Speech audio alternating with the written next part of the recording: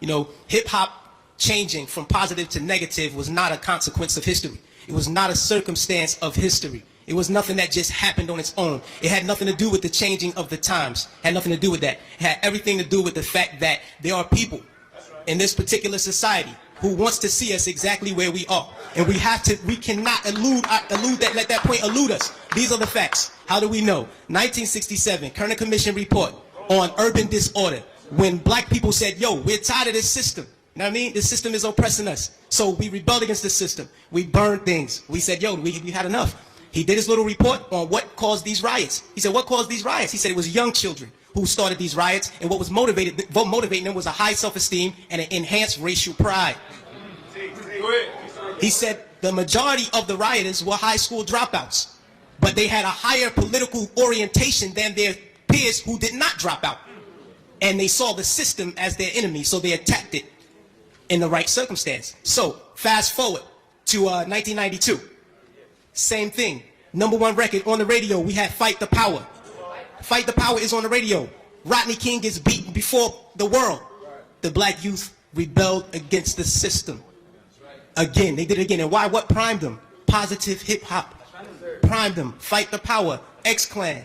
Brand Nubian. You had these groups out here who were politically orienting black kids in the right direction, giving them the proper prompters that they needed so that they can respond properly to oppression. All right? In 1967, when the riots happened, he saw that the self-esteem and the racial pride was fueling this. So he said, how do I bring that down so that they will not riot? And what he did, he flooded the airways with black exploitation movies. Nigga Charlie and the Return of Nigga Charlie. These were movies. Hip-hop didn't start calling people niggas. We had Shaft. We had Coffee. Black girl turned prostitute to do whatever. You know what I mean? But these black exploitation movies brought down the self-esteem and the racial pride so that the kids will not rebel against this system of oppression. 92, the racial pride was back in effect. We had black kids going to Dr. Ben Yuckinen lectures. We were spending our money to go see Farrakhan speak as opposed to going to a strip club. This is where we were. The most coveted article of clothing was a historically black college or university sweater. We were motivating children towards positive attitudes and lifestyles. And when Rodney King got the beating, heads responded properly. Fast forward to our day. Sean Bell is shot 50 times in the street in New York by police officers. #1 song on the radio, Like a Lollipop. Nobody do nothing. Nobody respond to nothing. Trust me. Just like the brother, I believe it was JT, the bigger figure, who said that the label executives came to him and said, yo, brother, we need you talking about guns and whores.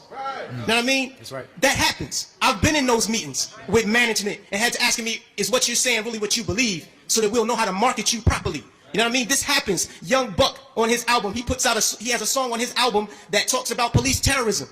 The label said absolutely not. Jimmy Iovine said absolutely not. You cannot put that record on the album because it might create an atmosphere that might put police officers' lives in danger. Right. So they took the record off, but they let him keep the other 14 songs on the album that talked about killing black youth. So this is what we're dealing with. We're not dealing with a circumstance or consequence of history. You know what I mean? The environment that we're embedded in puts us in a situation where we feel we have to maneuver and play the game and water our message down. You know what I mean? But no, what happened was they intentionally shifted the paradigm to get us exactly where we are right now. Right now, we're feeding the prison industrial complex right now. Our kids are going to prison because they're promoting these records. They're promoting these records daily that send us to jail. You know what I mean? It's cool to go to jail. You know what I mean? They glorify these things. And it's not the black youth. We're in a position where we get, like the brother said, the choice. You know, he said, yo, I chose the positive. So I didn't do it. But every youth is not going to take that route. I know. I come from the projects. Grew up in the projects all my life. You know what I mean? And we're not turning down $500,000 to say nigga. We're not going to do it because we won't turn down $200 to take a package of crack from one corner to the next. You know what I mean? We live in a state of poverty and want of all things. So it's hard for us to make that. Our judgment is clouded. And they knew that the judgment would be even more clouded if they took groups like X-Clan off the radio. This is just what it is. And until we start to deal with the environment that's shaping the behavior, we'll never get to the next level. We have to confront that. Please.